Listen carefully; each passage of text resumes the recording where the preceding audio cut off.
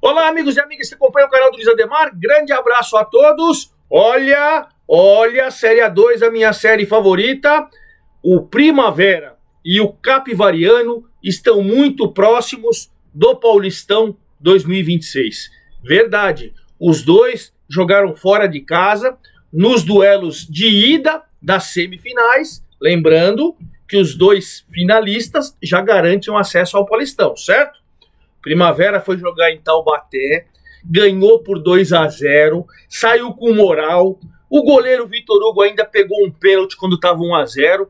É difícil fazer gols na equipe que tem a melhor defesa da competição. O Fantasma de Indaiatuba, o Primavera. 2-0 em Taubaté e agora, no próximo sábado, 3 da tarde em Indaiatuba, pode perder até por 1 gol de diferença, que sobe e vai para a final. E se perder por 2 gols de diferença, ainda tem os pênaltis. Para o Taubaté se classificar no tempo normal, 3-0 ou mais. Tarefa difícil? Muito difícil. 3 gols, 2 gols no Primavera, muito difícil. Mas enfim, veremos o que vai acontecer. No outro duelo, em Itu, um jogo mais parelho, mas olha, para mim, 90% do jogo o Capivariano foi melhor. Tacou mais, criou mais, finalizou mais, foi mais consistente e o Capivariano ganhou do Ituano por 1-0 em Itu. Então, os dois visitantes venceram os jogos e agora os dois visitantes jogam com vantagem em casa. No caso do Capivariano, ele joga pelo empate. O Ituano precisa vencer por 1 gol de diferença para poder levar a disputa nos pênaltis e 2 ou mais para poder se classificar no tempo normal, certo? Bom, vou falar de tudo isso, vou dar as fichas técnicas. Antes de mais nada, quero convidá-los a fazer inscrição aqui no canal do Luiz Ademar, ativarem o sininho. A cada novo vídeo você vai sendo avisado. Já tem lá a Série A4, que agora tem o cruzamento nas quartas de final, tá tudo lá. Já tem a Série A3, onde você já tem os jogos de ida bem resolvidos, você tem os jogos de ida bem resolvido, e agora você vai ter só os jogos de volta. Você tem também os duelos que vão acontecer agora na semana que vem. Enfim, tá tudo lá para vocês, tudo lá. Você vai lá, ativa o sininho, dê seu like, dê sua opinião, faça sua pergunta, como a gente faz sempre nas minhas redes sociais, Luiz Ademar, JR, Luiz com Z. Faz sempre assim.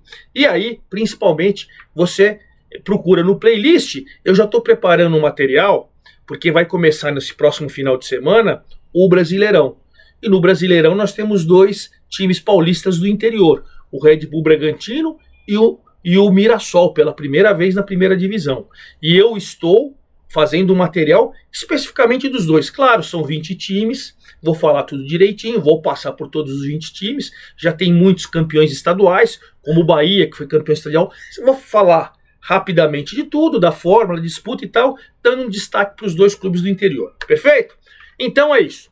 Vamos então agora aqui para os nossos 2 jogos da Série A2, onde ontem, pela manhã, acompanhei na TV Cultura, 11 horas da manhã, a gente teve o jogo Taubaté 0, Primavera 2. 8.937 pessoas estiveram presentes, é a capacidade máxima, o estádio estava lotado, assim como esteve também com São José. A torcida do Taubaté compareceu em peso, tinha bastante também torcedor mas numa carga mais minúscula, torcedor do Fantasma, do Primavera. Mas assim, o que a gente pode perceber é que o Taubaté, ao longo da competição, foi um time aguerrido, lutador. O Alberto Félix deu uma cara nova para o time, sim. É um time competitivo, mas faz falta artilheiro. O Gutierrez, que é muito bom jogador, não é centroavante. O Lucas Venuto, que perdeu um pênalti, é muito bom jogador, não é centroavante. O Gleicinho não é centroavante. Entrou ontem o Diego Jardel, que é mais articulador. Então, eu, mesmo se classificando até as semifinais, eu entendo que o Taubaté não é um time pronto, porque não tem um elenco pronto, não tem goleadores, como já teve lá no passado. Até cara que não é muito técnico, vamos lembrar do Bambam, não é muito técnico, mas é dentro da área, empurrador de bola, né? E, infelizmente, talvez fosse o Miguel, que também não conseguiu fazer muitos gols, mas o Taubaté, apesar de dominar, de lutar, de correr, de bater, falta um artilheiro. Ele fica muito nas jogadas individuais e no talento do Gutierrez e do Lucas Venuto. E o que acontece? Se falta artilheiro, você tem dificuldade para fazer mais gols e tudo, o Primavera tem uma defesa espetacular. Uma defesa espetacular. Né, com o Afonso, o Renato, Viche e o Douglas quando entra, enfim, é difícil fazer gols. O Vitor Hugo, goleiro revelado na própria base do Primavera, é muito bom goleiro. O time marca muito com o Bruno Lima, o Richard, que veio de fora do país ao longo da competição, já na reta final, entrou bem no jogo. Aí você tem o Kevin, o Lucas Douglas, o Enan, né? O Enan, que é artilheiro. Enfim, você tem um time mais preparado. Né? Eu presto serviço para o Grupo Tati de Ribeirão, e quando o Jorge Vinícius, quando a gente faz um programa de segunda a sexta, da meio-dia e 45, o TH Mais Esportes, eu falei que os meus favoritos eram os times que jogavam em casa a segunda partida, no caso Capivariano e Primavera, e expliquei por quê, estou explicando aqui para vocês. Pois bem, 2-0, 8.937 pagantes, 267.040 de renda. O Taubaté jogou com Douglas, Caio Felipe, depois o Thiaguinho, uma substituição mais ou menos normal, que geralmente faz o Roberto Félix. Frazan, Marcan e Ailton Santos. Muito bom o lateral Ailton Santos, como o Caio Felipe, mas ficaram mais envolvidos na marcação, não brilharam tanto. Aí você tem o Rafinha, o Marinho, o Lucas Venuto, que joga muito, mas perdeu um pênalti, depois baixou a bola, depois foi substituído pelo Alisson, e Diego Jardel, que entrou ontem, depois o Maiquinho entrou no lugar dele, entrou no time titular. Aí Gleicinho, tímido, Miguel entrou tímido, Gutierrez, que é bom jogador, mas também ficou muito marcado, depois entrou o Luan, o técnico é Alberto Félix. O Primavera com Vitor Hugo, muito bom goleiro, da base do Prima, muito bom goleiro. Júnior Caissara, cara experiente, fora do país, Santos e tal. Afonso, Renato Viche e João Vitor, uma defesa sólida, muito boa. Bruno Lima, Richard, Matheus Anjo, meio campo muito bom. O Douglas entrou no lugar do Renato na zaga. O Pedro Arthur entrou no lugar do Richard. Engraçado, o Richard fez 1-0 e o Pedro Arthur, que entrou no lugar do Richard, fez o 2-0. Aí você tem o Matheus Anjos, depois entra o Renatinho, que é experiente, Kevin, Enan, depois entrou o Felipe Cruz e o Lucas Douglas, muito bom jogador, já jogou na Portuguesa, no Esportivo Brasil, muito bom jogador. Fernando Marchiori, que foi campeão com a Portuguesa na Copa Paulista, tá aí perto de, pela primeira vez na história dos 4 times, o único que nunca jogou o Paulistão é o Primavera, que está mais próximo por ter feito 2-0. O que a gente pode falar do primeiro tempo? Eu achei que um primeiro tempo muito calorzão, 11 da manhã, em Taubaté, quem conhece o Vale do Paraíba sabe, né? Mas um jogo muito disputado, muito marcado, muito pegado e tal, e eu posso falar para vocês, aos 32 minutos do primeiro tempo, o Kevin cruzou, né? O goleirão do Taubaté socou a bola para fora, o Douglas para fora da área, e aí o Richard pegou de primeira, da entrada da área, assim, de fora da área, mas na meia-lua, né? De primeira, fez um golaço. Até os 32, quando o Primavera faz 1-0, o jogo estava muito travado, sem chances claras de gol, muito disputado, muito corrido, mas sem criatividade. 32. O Taubaté foi incomodar no primeiro tempo aos 45, quando o cruzamento do Marcão, o Gleicinho nas costas da zaga, na cara do goleiro, pegou mal na bola, perdeu um gol incrível. E aí aos 50 minutos, numa cobrança de escanteio, o Venuto quase fez um golaço olímpico. O Vitor Hugo também deu um soco e impediu o gol olímpico. Então foi aos 45 e aos 50 do primeiro tempo que o Taubaté foi incomodar. Veio o segundo tempo. A mesma coisa, muita marcação, o Taubaté, claro, saiu, ficou um pouco mais desesperado e tal. E o jogo estava muito igual, sem muita chance, sem muitas oportunidades, sem grandes defesas, disputado e corrido, até que aos 28 minutos, e aí é uma análise minha, respeitando todas, tá? O Venuto foi cruzar a bola, para mim a bola não bate no braço do Bruno Lima, para mim não foi pênalti. Revi a imagem, a cultura mostrou, daí mostrou o VAR mostra de lá, mostra de cá. Se o VAR chamou, o VAR entendeu que não foi. Para mim a bola bate aqui no jogador, bate aqui e sobe, não pega no braço dele. O juiz viu as imagens, não concordou com o VAR, ele tinha dado em campo e ele manteve. É critério e eu respeito o critério. Ele foi lá, analisou e achou que foi pênalti. Para mim foi claro que o cara faz assim, a bola não bate aqui. Para mim bate aqui e vai embora. Para mim não foi pênalti, mas eu respeito interpretações e não sou o dono da verdade. Bom, o VAR chamou e o juiz manteve, né? Deixa eu ver se eu tenho o nome do juiz. O João Vitor Gobi. É bom árbitro, cara. É bom árbitro. Interpretação dele e eu respeito. Pênalti. O Venuto cobrou muito mal. Não tô tirando o mérito do goleiro, não. Aquela coisa de se dar tapinha na bola, assim, entre o goleiro e a trave, aqui nesse meião, baixa e a meia altura, o goleirão foi lá e fez uma defesa brilhante.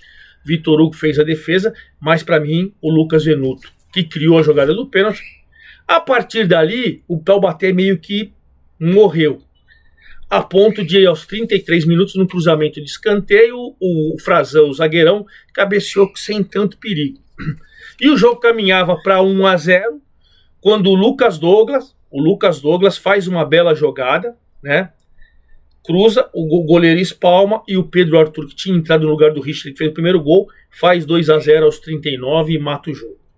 O torcedor do Taubaté começou a ir embora. É claro que você tem que acreditar, se o time chegou até aqui, chegou com garra, mas aí é uma análise minha. O Alberto Félix vai ter que se reinventar.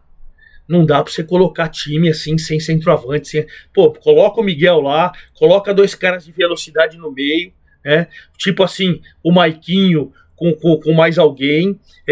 Põe um volante só e coloca o Venuto de segundo. Tem que ser arrojado. Com esse time não dá. Com esse time que entrou em campo não dá. Vai ter que se reinventar o burro da central para poder voltar depois de mais de 40 anos para a primeira divisão. Ficou difícil, mas não impossível. E para o Primavera pode festejar, porque está numa situação bem tranquila, mas festejar hoje, a partir de amanhã, você já concentra. Próximo jogo, sábado, agora dia 29/3, às 3 da tarde. Jogo da TV Cultura, tá? TV Cultura. No sábado a gente já conhece o finalista e o primeiro time, no sábado às 3 da tarde, né? Na verdade é às 5 hora que acabar. O primeiro finalista e o que vai disputar o Paulistão, porque o outro jogo é mais tarde. Agora vamos para o segundo jogo, Ituano e Capivariano, 1-0 para o Capivariano. O Ituano jogou com Jefferson Paulino, Tássio, que tomou amarelo, Eric, Matheus Mancini da Upian. Aí Luiz Gustavo, depois o Grigor, Caio Mendes, depois o Fernandinho e Ian Rolim. Neto Berola, depois o Zé Carlos, Gabriel Razeira, depois o Bruno Alves e o Gustavo Silva, depois o Abdias. Majola Júnior falou que nada está perdido, ele também perdeu o primeiro jogo da Ferroviária, embora foi em Araraquara, ele jogou o segundo em casa, agora vai ser ao contrário, e ele lamentou que ele não tem um centroavante no elenco.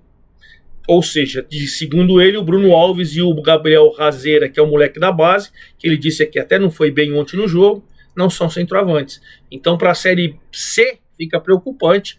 O pessoal aí, a diretoria, Juninho Paulista, vai ter que correr atrás do centroavante.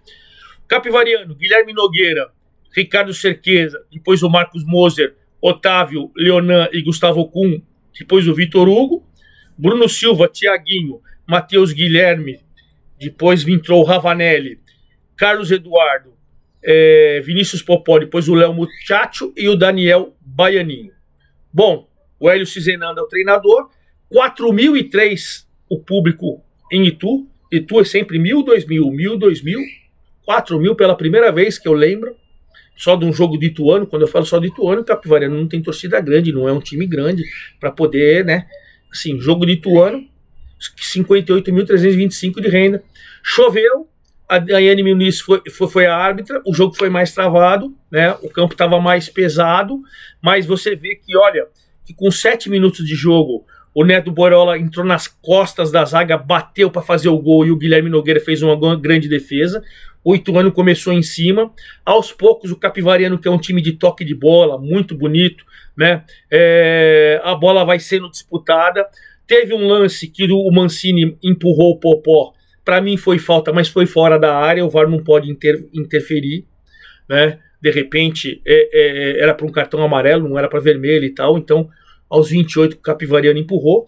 Mas o certo é que o Ituano tentou mais e o Capivariano nos contra-ataques, primeiro tempo, conseguiu marcar bem o Ituano e na troca de passes, chegava também, mas não finalizava com tanto perigo. O jogo foi morno no primeiro tempo, morno.